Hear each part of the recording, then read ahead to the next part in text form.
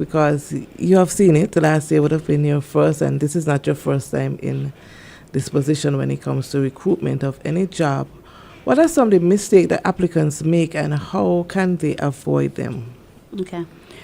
The first one, I would say, there are cases where some persons heard about the police force and they probably have a friend that wants to join the police force. Because what I've witnessed during the interview part of it, or even the preliminary, where I would ask, why do you want to become a police officer? I cannot get a straight answer in some cases. So that tells me that they did not do the research, or they're not sure that they want to become a police officer. And sometimes with not knowing, it kind of hinder you from shining. It kind of puts you in a place where you don't know exactly what your plans are.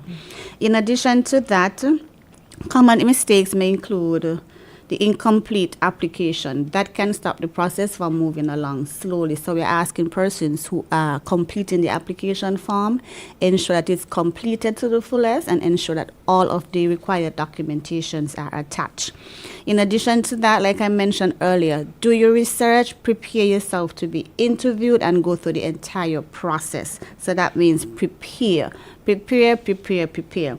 And what I've also seen is that person have underestimated the physical requirements, and that is very important, mentally and physically. I've seen that. Applicants should also pay attention to details and prepare thoroughly.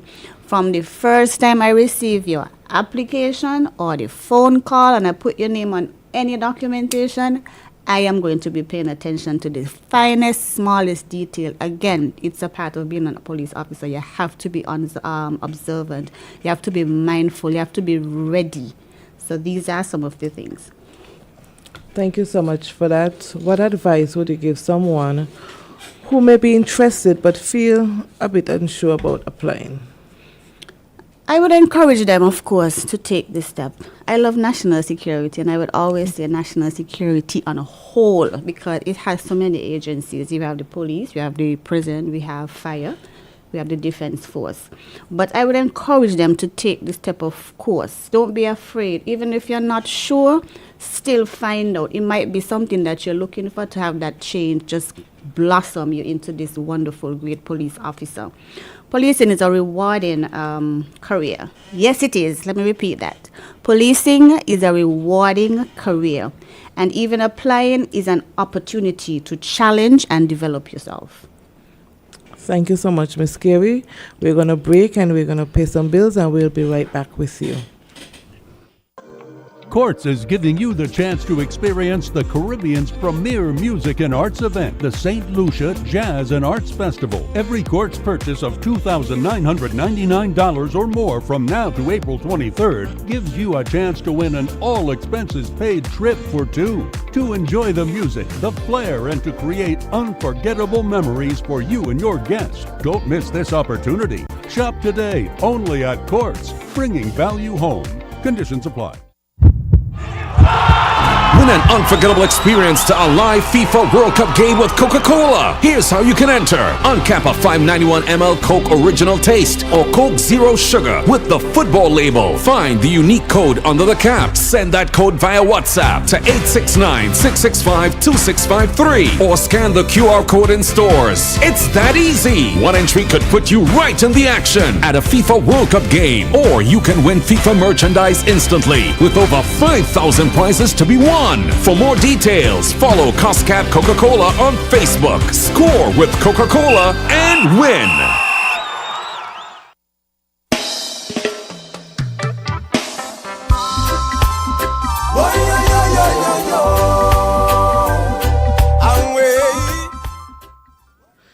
Good morning to everyone, and welcome back to Policing with You. I am your host, Charmaine O'Dane. With me, I have Miss Carey, the Royal St. Christopher Nevis Police Force Personnel Officer.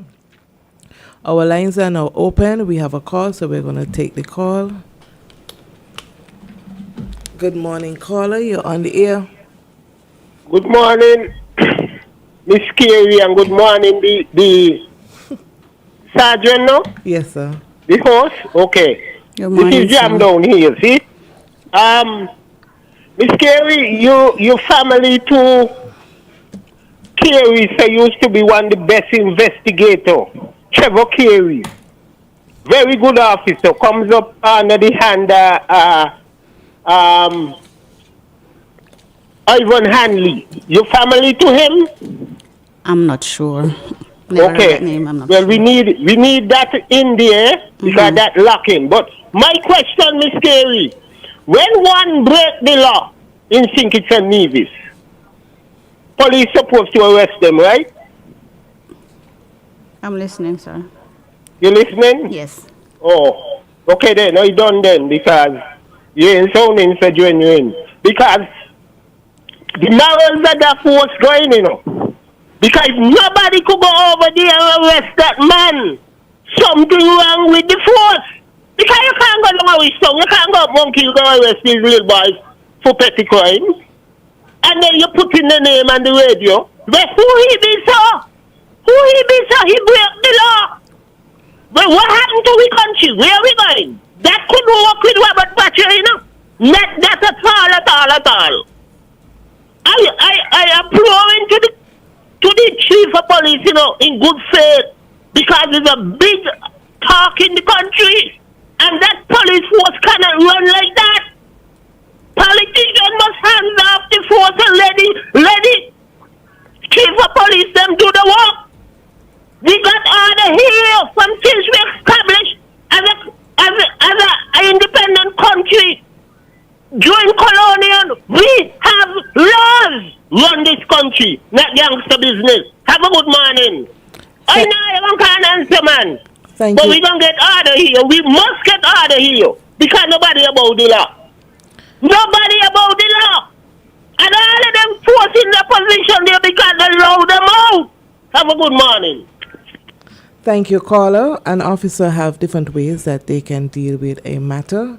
And if it's a criminal matter, the matter will be investigated and taken before the court once evidence proof of such. Thank you for that, for your concern.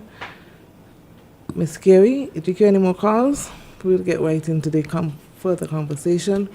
Ms. Carey, I want to speak about the internship program that you have initiated. Can you tell us what led it to be developed or led you to develop? Yes, of course. When we are speaking about the development of our youths and future positive leaders and role models, we must pay attention to their early skill sets. We must help to embrace them in a way that they become very knowledgeable about the police force, what are expected. In addition to that, if we are speaking about making them persons that are good persons to hire within an organization, it's good to also lead them or take them on the various paths and steps of what it is to be hired in any organization. So we wanted to bring that to the organization where we are taking them through a full process of an internship experience. And it was developed or enhanced furthermore to give young individuals early exposure, as I mentioned, to policing and to build interest in law enforcement careers. And if you would like to know what that looked like, from the time we receive any interest of persons who want to join the internship program, they would have to send in a letter of interest, or depends on their level of their education in school, they would send in anything that looks like a resume, even if it's just basic information. That's a start for them, because by the time they complete the program, they'll have a full template of what a resume should look like. They'll also get a pre-interview period. Again, that's something that's takes place in the workforce. Once they send in the application, they go through the interview process, a selection is being done. So we are preparing them from start to finish. Once they are taken to the various areas of their interest in school, for example, we have the forensic unit. We have some students, last year and this year, we had students who were interested in forensics, so they were attached to the forensic unit, and they were able to go through all the areas, the aspect. They learned about blood spatter and all the sort of stuff, so they were able to see what it looks like and it feels like. They were out in the fields. In addition to that, we don't just let them leave the program with just that. When they complete the program, they receive a full professional development packet. And what does that look like? Again, they get a template of a resume, a template of a cover letter, a template of a reference sheet. They get a certificate of completion and a readiness certificate, along with, of course, the evaluation sheet telling them where they went wrong, how they can improve on their skills and stuff like that as they continue throughout their schooling and leaving school. We are hoping that these are persons that we can also reach back out to in the future, or they can still stay in touch with us, because we plan to stay in touch with them to ensure that they're still in the area of policing. So, of course, we can recruit them into the organization. So it's a full journey for them. It's a full experience of what it takes to be marketable. It's a full experience of putting them in a place to experience from start to finish. These are the expectations from employers. Okay, we're gonna pause a bit and we're gonna take this call. We lost the call, so Ms. Kelly, you can go ahead. Finish? Yes. Okay, how long is this program? It depends. Some school asks for 2 weeks, some ask for 1 week, some ask from 2 to 3 weeks or up to 4 weeks. But from what I've seen since I've been there, the most is 3 weeks. So the persons have to go through the school process, or okay? Yes, they do. Okay. Okay, we have a next call. Good morning, caller. You're on the air. Good morning again, Sergeant and Miss Carey. Good Three morning. person just called me and telling me, worrying about Mr. Butcher, I raised in the garden. You understand? I raised in the technical college yard.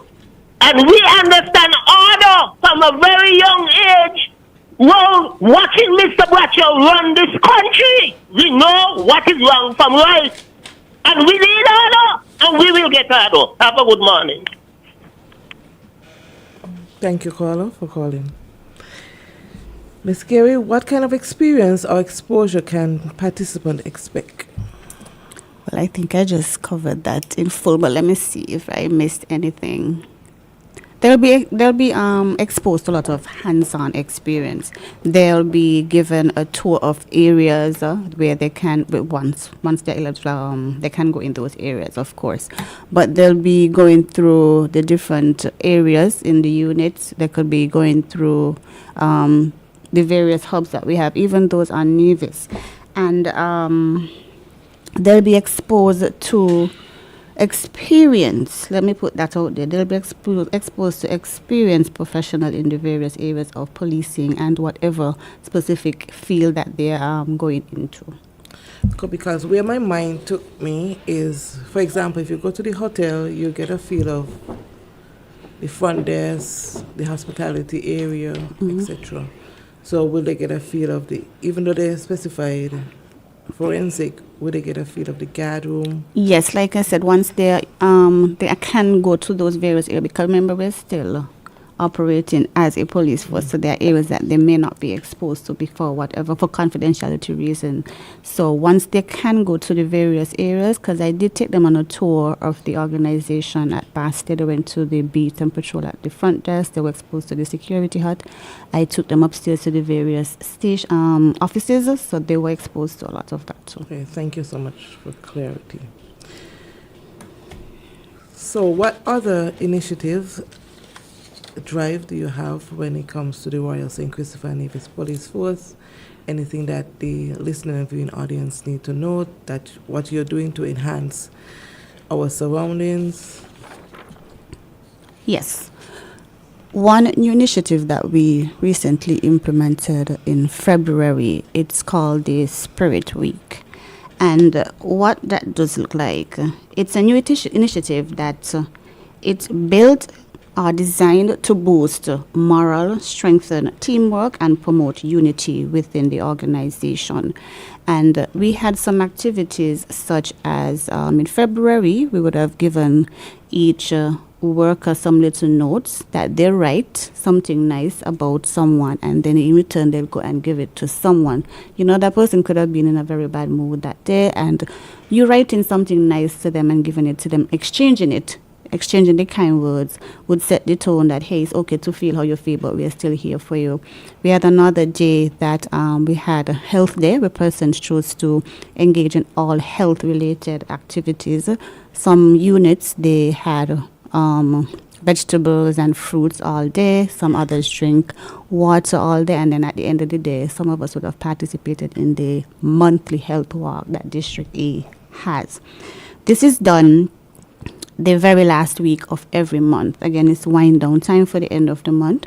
So it is being done. And if I may add, last month too, we had professionals came in that spoke about mental well-being, work-life balance. So those are some of the things that we are trying to bring to the organization to show camaraderie and just have an environment that is healthy, build cultures that persons can flourish in a more effective way.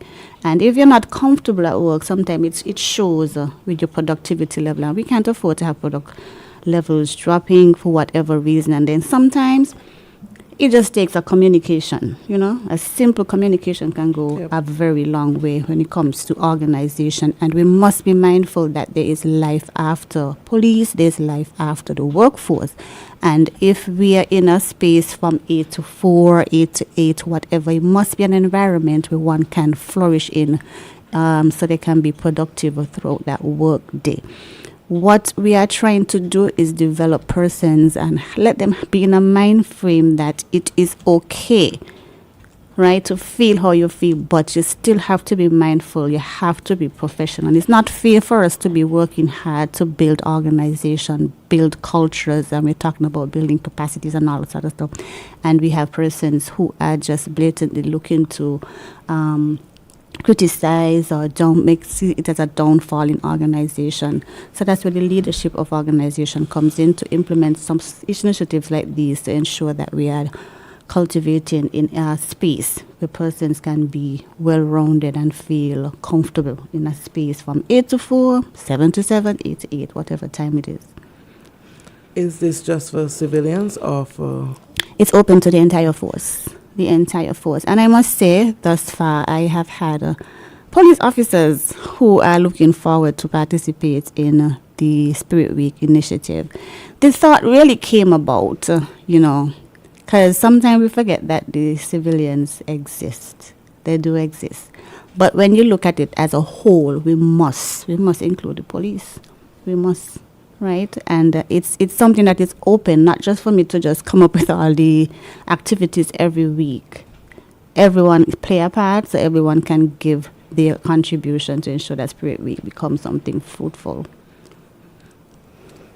We would observe that there have been a number of community walkthrough with the High Command. What is the goal for those monthly walkthrough? If we're going to be talking about building trust, we have to be consistent with whatever we do. So the purpose of these community walkthroughs is to go out, build trust, build back what was broken. We're not going to win everything and everyone, but the goal is at the end of the day is to ensure that we are first starting with trust.